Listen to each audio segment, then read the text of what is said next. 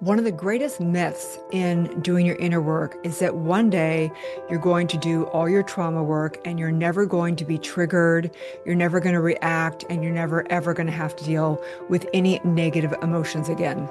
That is a lie. And today, what I want to break down is how to actually move past beyond so that you're not doing all your inner work for eternity, but rather living the work. So, if you're wondering, how do you move beyond the inner work and the trauma work and start living the work, you definitely want to listen and watch this podcast. Welcome to the Dr. Erin Show. May you live your truth.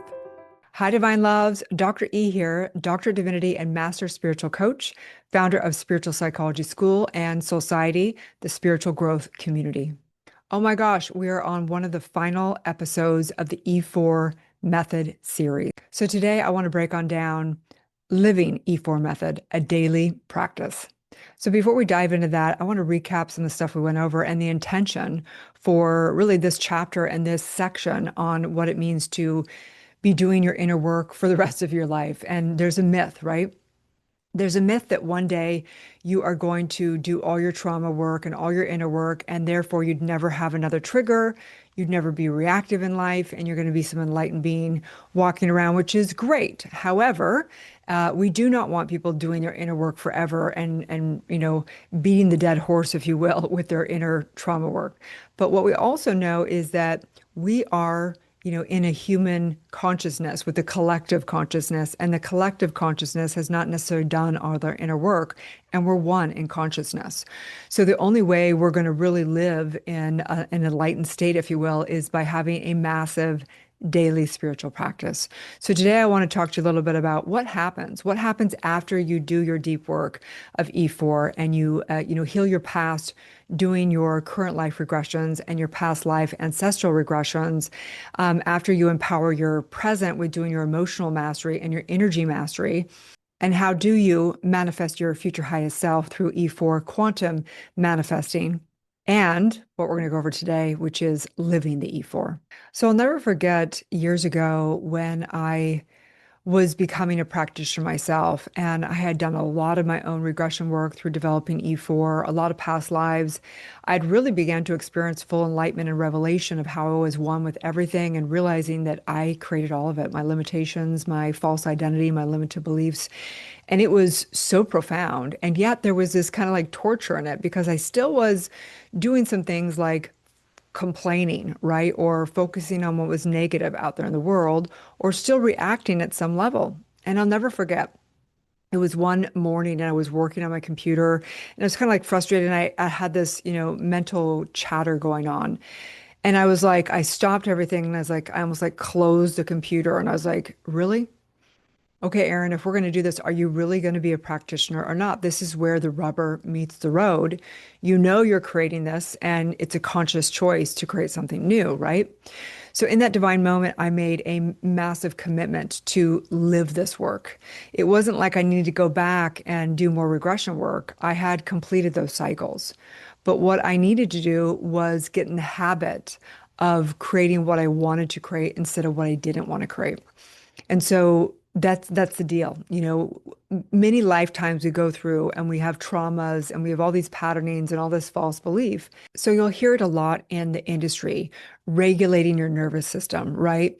We have patterns that we've made over lifetimes. And the issue with the industry, as far as I'm concerned, is that when people are just always regulating their nervous system, they're not getting to the source and the cause that is fragmenting and making their nervous system get interbulated and have anxiety and all the stress that it causes. So when we're doing the E4 regression work and all that, we're handling the cause of it, the stuff that's the big boulders that are just on automation all the time, creating the nervous system to be really interbulated, creating the fight and flight, system to go into sympathetic and parasympathetic, constantly battling all the time.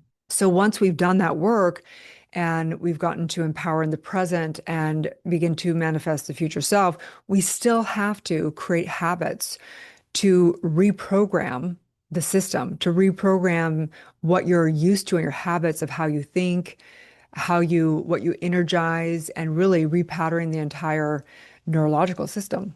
So I want to leave you today basically having some tools to deal with your daily spiritual practice beyond E4, all the deep, deep work. And one of the main things we promote our clients and students to do is have a morning and evening spiritual practice. This again includes the same thing that we would do in an E4, which is we're going to get into a theta state, doing some breath work, heart rate variability, and coherence so that we can calm down the nervous system and really get into the 0 point within. And what I also recommend for people is to overlook and look again at their life's manual. This is one of the processes that we do to really help people birth their truth and get in alignment with their core values. So I actually recommend reading that or at least looking at it briefly in the morning and the evening, reflecting, taking inventory, and in the morning, really setting the intention and visualizing how you want your day to go that's in alignment with the highest vision for yourself and your life. And in the evening, yes, taking inventory, making amends to yourself and to others through the universe, really taking responsibility and acknowledging where you did align and celebrating that within yourself, and also really making amends for where you were out of alignment of spiritual law and your relative core values and things like that. Because we have to remember that the core work that we're doing with E4 is becoming sovereign. And what does that mean again? That means that we don't place our power over to the external world, over to people, places, and things. We want to become somebody that is the creator and not reacting or responding just to life, but taking that deep breath each and every moment in the day when something happens and asking, what do I want to choose to create out of this? And when we've done that deep inner work, it's much easier to be at free will instead of just on automation from deep traumas in our system. So again, being sovereign is taking 100% responsibility for what we're creating, our energy and our emotions. And that doesn't mean controlling people, places, or things. That means really looking at how we're relating to what is or is not occurring. So now, how do we live the E4 day to day as a daily spiritual practice? So no matter what is occurring in your life, life happens, right? You turn on social media and it's something dark or just like disturbing, or you might get a text or an email, or you're in the traffic out there in the world.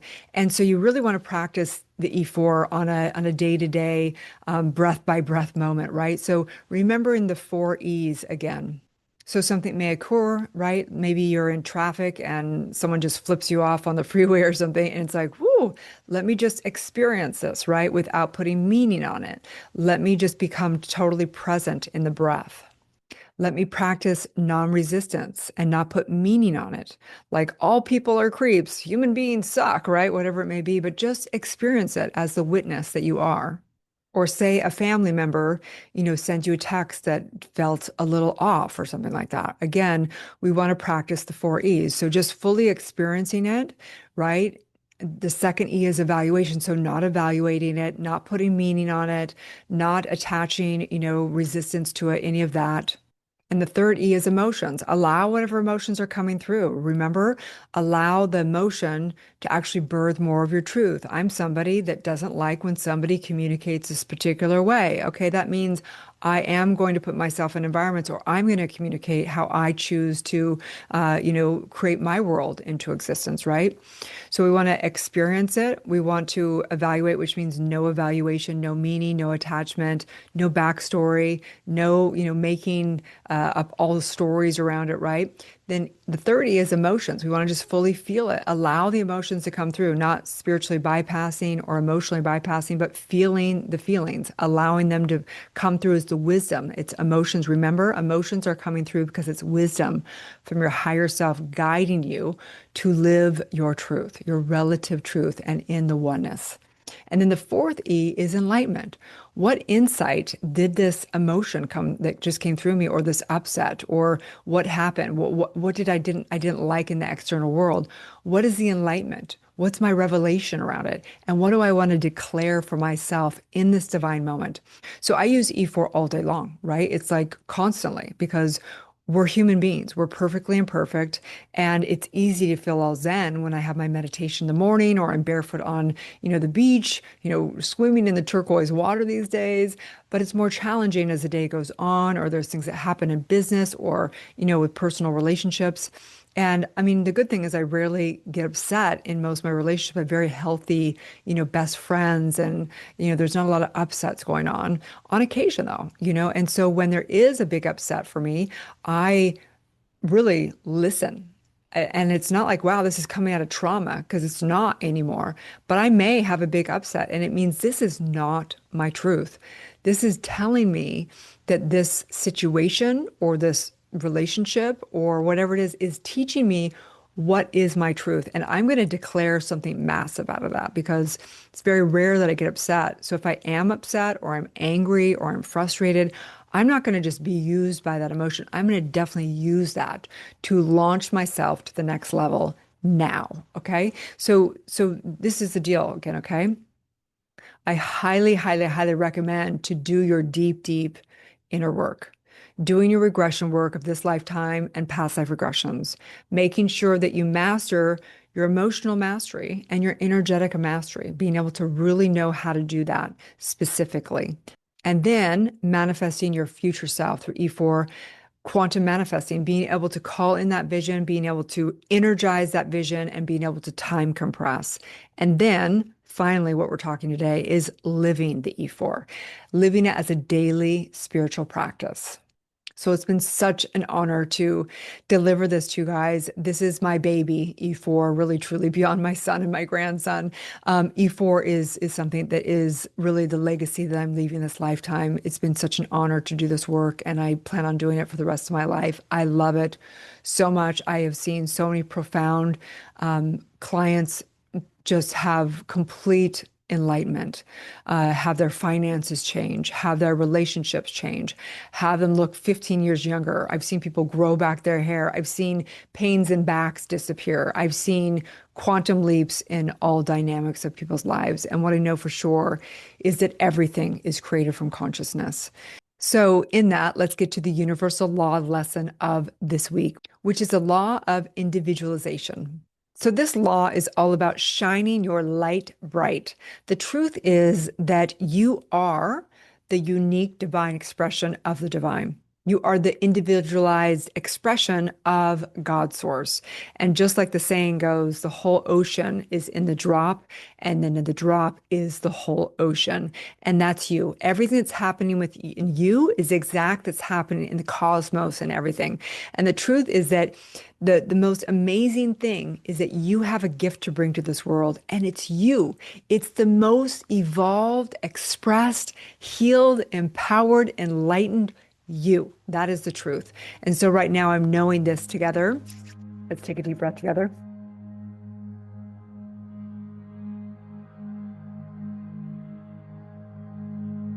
Just taking a few deep breaths in, coming into that unity, letting go of the external world, taking some deep breaths, expanding the lungs fully, expanding the diaphragm fully, resetting the nervous system, coming into this oneness, this individual point. I recognize that I am the Alpha and the Omega.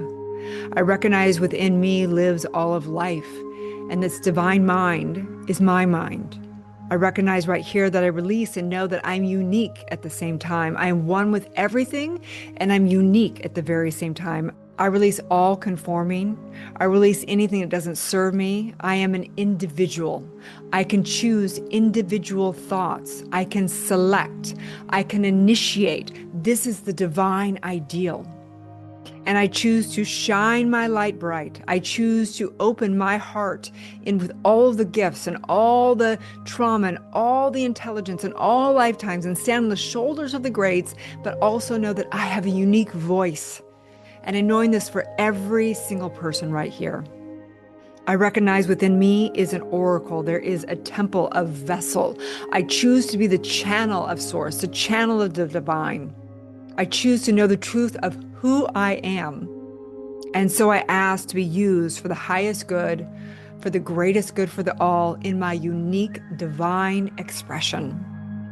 And so with gratitude, I open my heart and mind to the greatest vision of myself, express fully, and I say yes, because the universe only says yes. It cannot say no. It just says yes. It responds, it multiplies abundantly, it increases.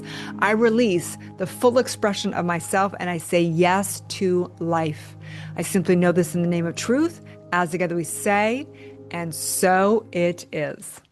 Okay, you guys, if you are not already in Soul Society, you definitely want to become a founding member before the prices go up. We have an incredible program in there where you can come in and do 30-day challenges and come learn the frameworks that we do in spiritual psychology coaching and E4 and the business of coaching as well. You can rise up and come into spiritual psychology school and get certified in the SPPC program, getting certified in E4 and getting certified as a spiritual practitioner.